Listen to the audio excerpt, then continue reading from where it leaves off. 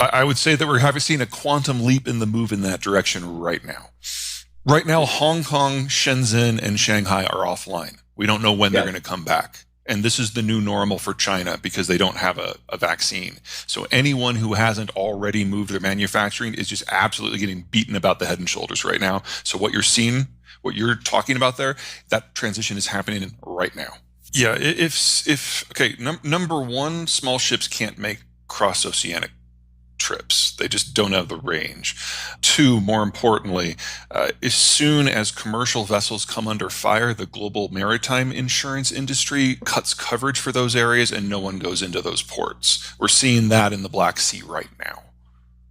So the scenario you're talking about is a renationalization or at least a regionalization of manufacturing. I agree, we're going that direction, but there's not going to be a lot of connections between the regions.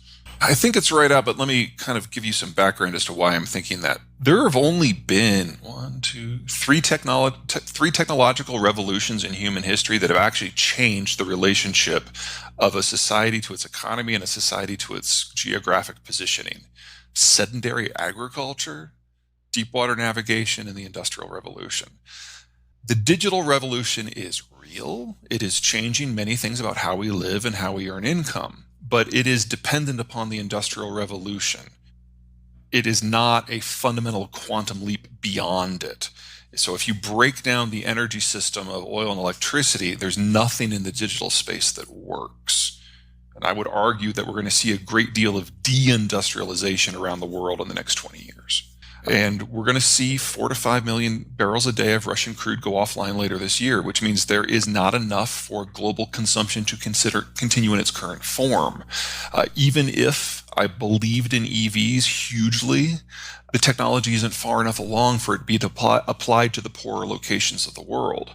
So places that depend upon international trade to get the building blocks of modern society, oil, natural gas, copper, iron ore, and so on. We're entering a period of abject shortage as global trade links break down.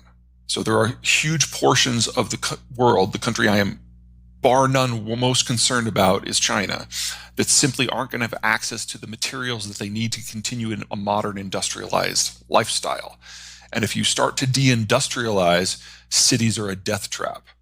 And so you're going to see the cities in these areas to a degree empty so that people can go back to at least somewhere where they can eat. You know, I hear you. This is not the first time I've heard that argument. I just think it's wrong. Okay, but You why? got to think about why we've been able to do what we've done for the last 75 years. We've had a change in the macro-strategic environment, and that's allowed access from labor or energy or finance or tech from anywhere in the world to go anywhere else. The whole world has been a single system, and the economies of scale have been massive. That's now breaking down. Now, will the changes you're identifying not happen? Not what I'm saying. I'm saying that they can't be broad-based. And there will be countries, I think the US is at the top of that list, that will be able to pursue these things, and that'll allow us to then have the argument about whether they're ready for prime time or not. So baby boomers are leaving the market. That takes a lot of blue collar. That takes a lot of trucking and agriculture away. Gen Xers are a small generation with low labor participation rate. So that means labor inflation's locked in for at least the next decade. The millennials lost 3 to 5 years of expertise, either because they meet the negative stereotypes or because they entered the workforce just in time for the financial crisis and all got fired at the same time. Either way, they're the least skilled generation we've ever had. And that's where you're feeling the pressure in terms of software, because they're just not skilled enough for their age. But the next generation down, the Zoomers, they're antisocial. They were raised by Gen X. They were told that you had to be better than everyone else if you wanted to survive. Their dream job is to live in a closet coding. It's the only job they want. So at least I have some good news for you guys. Your labor concerns in that specific spot are going to go away. I think it's very meaningful in systems that can maintain a degree of coherence. I'm concerned that the building blocks of what allows that coherence themselves are being challenged.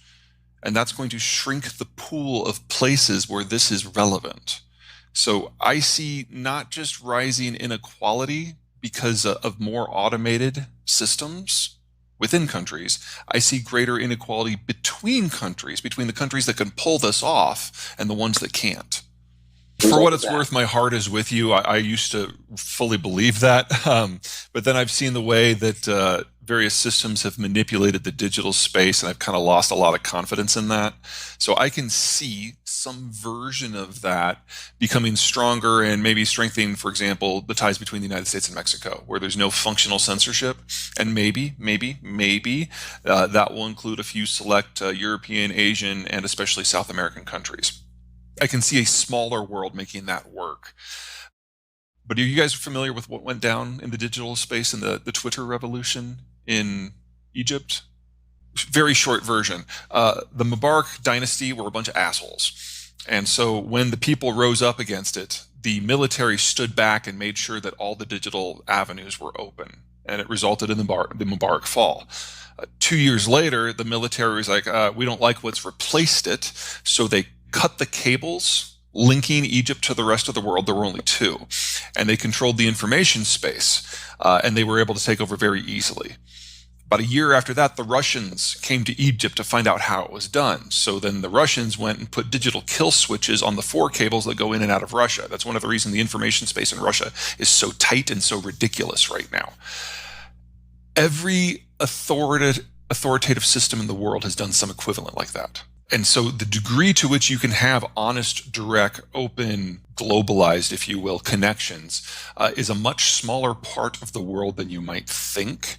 And it is dependent upon governments feeling secure enough and cultures being secure enough in their identity to not limit the digital connections between them and everyone else. The technology of the moment, you have to have the receiver. So again, you have to have a system that is okay with that. So in the case of Ukraine, yeah, they're totally okay with it. And one of the most impressive technical feats I have seen in the last decade is the Europeans linking the Ukrainians up to their electricity grid in like a week and a half. That's normally like a 5-year project. That was shockingly impressive because they used to rely on the Russians for all of that. If that had not been in place, Ukraine would be in the dark right now. Well, let's start with battery systems. Green tech in general, and just to establish my bona fides here, I've got a solar system on my house. I believe in the climate change data. I'm not a skeptic on that. I'm a skeptic on the technologies that we seem to have all latched onto to fix it. So whether you're looking at wind or solar, whether you're looking at EVs or e-trucks, the materials that you need, you're talking in excess of an order of magnitude more in order to build the stuff compared to conventional tech. So for example, your conventional car has about 2 pounds of copper and maybe 5 or 6 pounds of nickel. Your average electric car needs, 130 of each. It needs all kinds of materials that we don't normally put into vehicles, and they have a global supply chain and global sourcing, most of which are in very uncomfortable places. So, 60% of the cobalt comes from one place, and the second biggest source just went offline in Russia. So while we can't have inexpensive oil without the Russians, we absolutely cannot have the green transition without the Russians. And that plays for almost every piece of everything. In the Western Hemisphere, to a degree, this is less true because a lot of those raw materials are sourced here or maybe in Australia. I expect that to still work. But if you're in Eurasia or Africa, no, absolutely not. Low capacity, low passengers, low range. I'm not saying it's inappropriate for the market. It's very appropriate for the market. I'm just saying that is not a battery that will translate without some significant changes into a broader transport overhaul. What does not feel right? Sorry, that they can sell in the idea that they're not using cobalt anymore outside of China. The idea that the Tesla system has a better range than the competition. A tenth, maybe a tenth of the U.S. population. We're the first world country with the best solar profile. But if you're not in a kind of a belt from central Texas to Los Angeles, roughly, you're not going to have enough solar intensity to be able to power a house. Also remember that if you've got a 6 kilowatt solar system, which is about as big as you can put on most houses, it's going to take 3 days to charge your Tesla, assuming you're not using the power for anything else. Infrastructure that they need. So I guess that might be a bigger list than you're thinking on nuclear. It is 1950s technology. We should improve it, obviously. But I think that nuclear is going to be a bigger part of the future than a lot of people think because, believe it or not, its supply chain is simpler. Even with non-proliferation concerns, it's simpler than it is for solar panels.